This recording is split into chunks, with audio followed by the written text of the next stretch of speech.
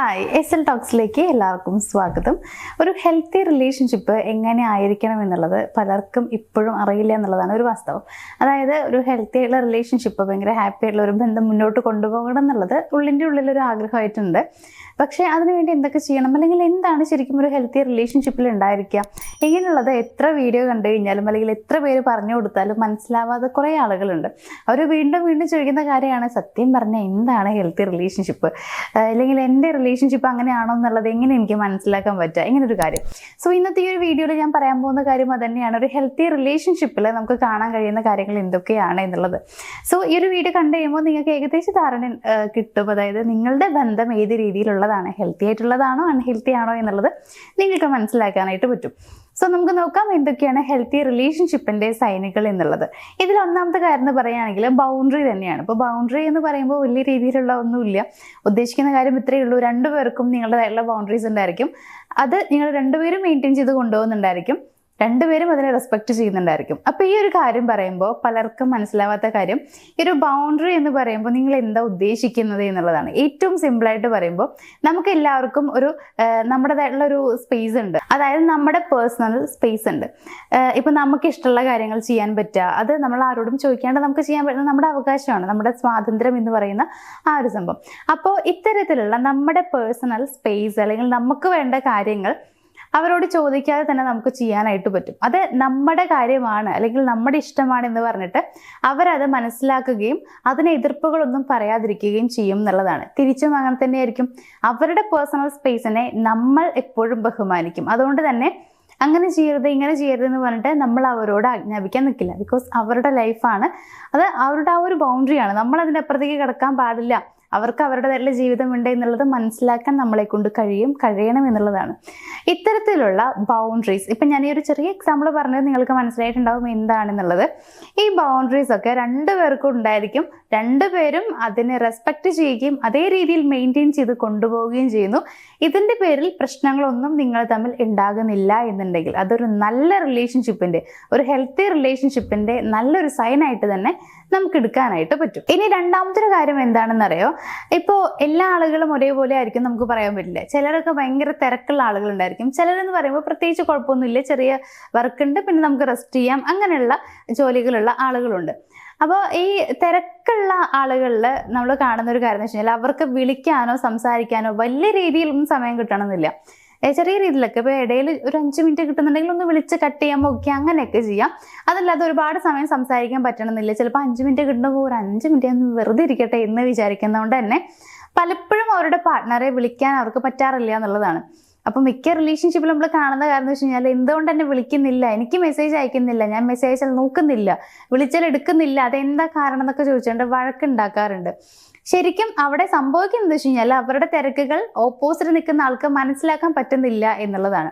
അങ്ങനെ മനസ്സിലാക്കാൻ പറ്റുന്നത് ഒരു യഥാർത്ഥ റിലേഷൻഷിപ്പിൽ മാത്രമാണ് എന്ന് വേണമെങ്കിൽ പറയാം. അതായത് നമ്മൾ സ്നേഹിക്കുന്ന ആളുകളെ മനസ്സിലാക്കേണ്ടത് നമ്മളാണ്.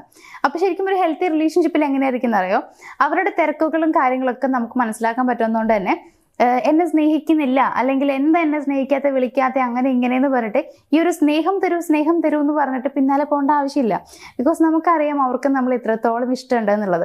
അവരുടെ തിരക്കിൻ്റെ ഇടയിൽ നമ്മളെക്കുറിച്ച് അവർ ചിന്തിക്കുന്നുണ്ടാവും, നമ്മളെക്കുറിച്ച് ഇപ്പോൾ നമുക്കൊന്ന് വിളിക്കണം എന്നൊക്കെ അവർ വിചാരിക്കുന്നുണ്ടാവും, പക്ഷെ അതിനെ പറ്റുന്നുണ്ടായിരിക്കില്ല. ഈ ഒരു കാര്യം നമുക്ക് മനസ്സിലാക്കാൻ പറ്റും.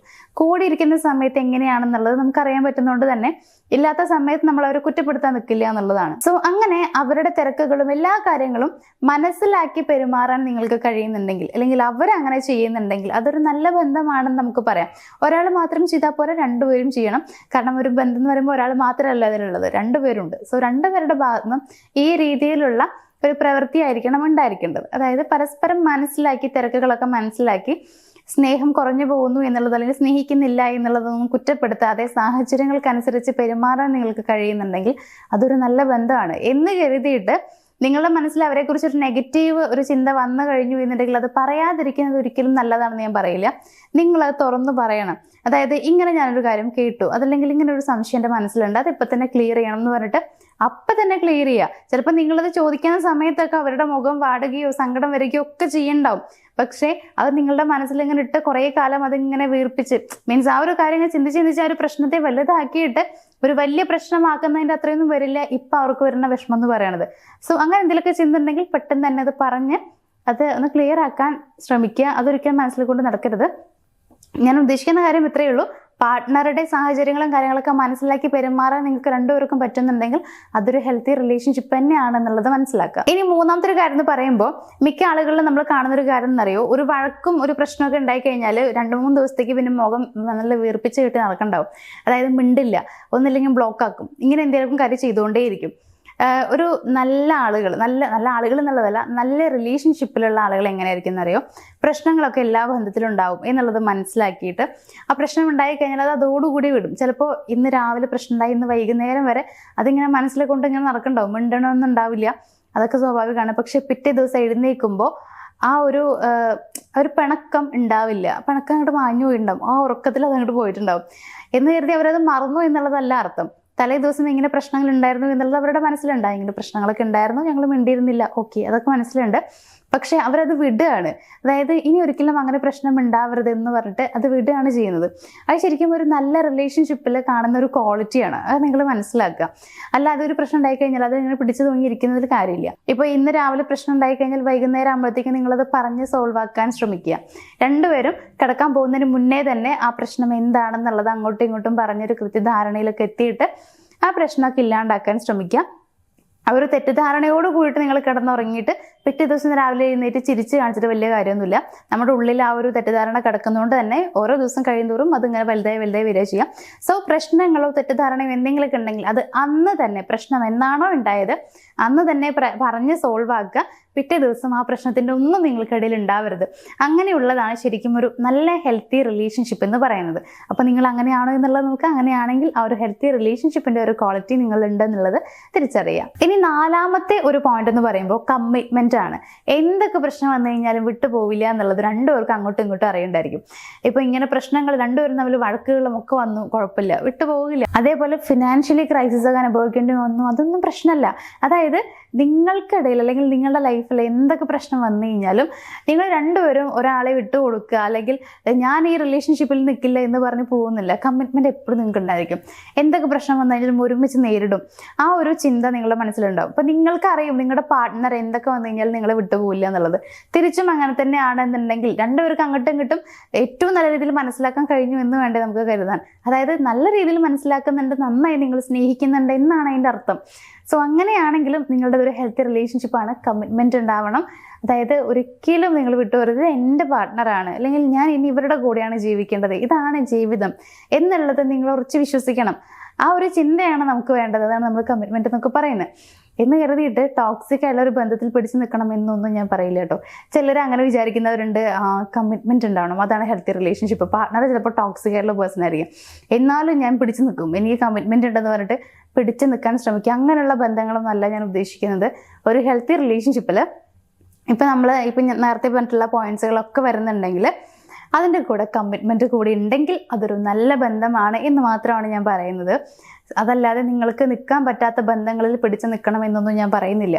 അപ്പോൾ ഞാൻ ഈ പറഞ്ഞിട്ടുള്ള എല്ലാ പോയിന്റ്സും നിങ്ങളുടെ റിലേഷൻഷിപ്പിൽ നിങ്ങൾക്ക് കാണുകയാണ് എന്നുണ്ടെങ്കിൽ അതൊരു നല്ല ബന്ധമാണ്, നല്ല ഹെൽത്തി റിലേഷൻഷിപ്പാണ്, സ്ട്രോങ് ആയിട്ട് തന്നെ മുന്നോട്ട് പോകാൻ സാധ്യതയുള്ള ബന്ധമാണ് എന്നുള്ളത് നിങ്ങൾ തിരിച്ചറിയാം.